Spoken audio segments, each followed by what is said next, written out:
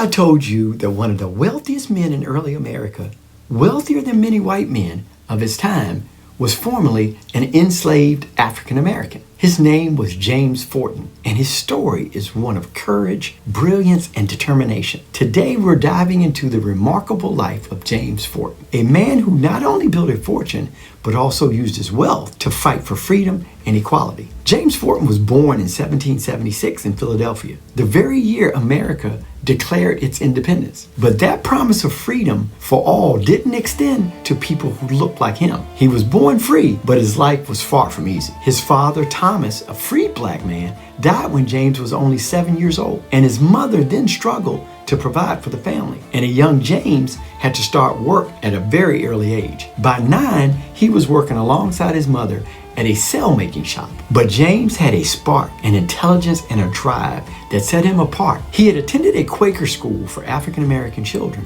which gave him something that many black children at that time were denied, an education. When James was just 14, he enlisted as a powder boy on an American privateer ship during the Revolutionary War. Imagine being a teenager, risking your life on the open seas, facing off against the mighty British Navy. Unfortunately, the ship was captured and James was taken prisoner. Here's where his character truly shines. He was offered freedom if he agreed to defect and live in England. But James refused. He was determined to stay loyal to America. Despite the fact that America wasn't fully loyal to people like him, that decision speaks volumes about his courage and his integrity. After 7 months of harsh imprisonment, James was finally released and returned to Philadelphia, where his real story was just beginning.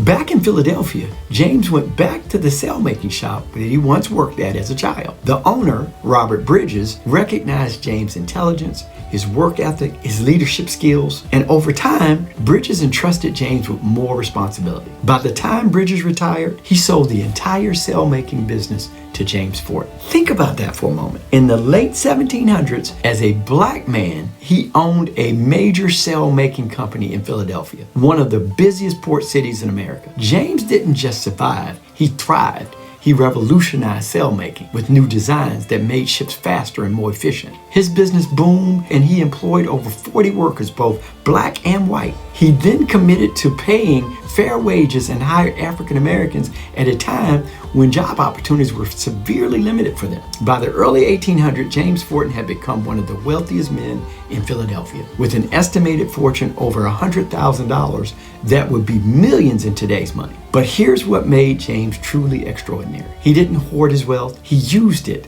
to lift up others. James was deeply involved in the abolitionist movement. He worked alongside other great leaders like Richard Allen and later Frederick Douglass. Forten donated large sums of money to help fund abolitionist newspapers, schools for black children, and organizations that fought against slavery. He was also an outspoken about colonialization schemes, the idea that free black people should return to Africa. Forten believed strongly that black Americans had a right to live and thrive in the United States, the country they helped build. His home became a hub for activists, and in fact, his daughter would go on to become a prominent abolitionist as well, carrying forward his legacy. James Forten died in 1842 at the age of 75. At his funeral, thousands of people, black and white, lined the streets of Philadelphia to honor his life. He left behind not only a fortune, but also a legacy of courage, generosity, and social justice. Today, his name may not be as widely known as it should be, but his impact is undeniable. James Forten showed that wealth and success